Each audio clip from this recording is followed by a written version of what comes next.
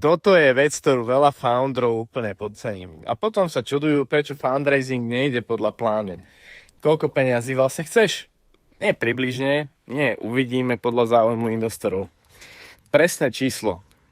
Väčšina ľudí robí chybu, že sa snaží pôsobiť flexibilne. Myslia si, keď nepoviem presne, nechám si otvorené dvere.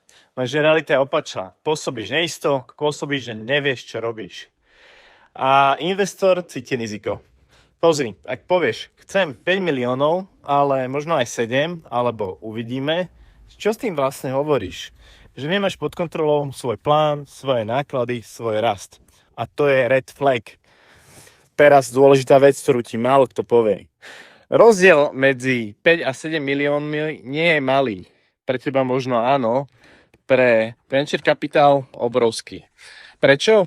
Lebo prvý investor nastavuje tón celého kola. Ak napríklad ten venture kapitálový investor dá 3 milióny do kola 5 miliónov, je to vedúci investor. Ale ak ideš po 7 miliónoch, ten istý investor je len jeden z mnohých. A to mení dynamiku, kontrolu, vyjednávaciu silu, štruktúru toho dealu. A teraz si predstav toto. Povieš si, OK, skúsim viac, možno dostanem viac, ale realita? Nedáš to. A zrazu musíš meniť čísla, musíš vysvetľovať, musíš sa opravovať. A tým pádom strácaš dôveru. Preto nikdy nemeň číslo len preto, aby si zapôsobil. Nikdy nenavyšuj len preto, že čo keby. Radšej urob toto. Maj jasný plán, vedz presne, koľko potrebuješ, na čo to pôjde. A čo za to investor dostane. A keď povieš číslo, stoj si za ním. Lebo fundraising nie je o tom, že hľadáš.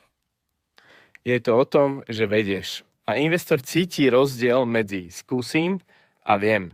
A toto je presne ten moment, kedy sa láme tá hra. Takže nastav si to poriadne, premysli to dobre, buď si v tom istý. Držím ti v tom palce.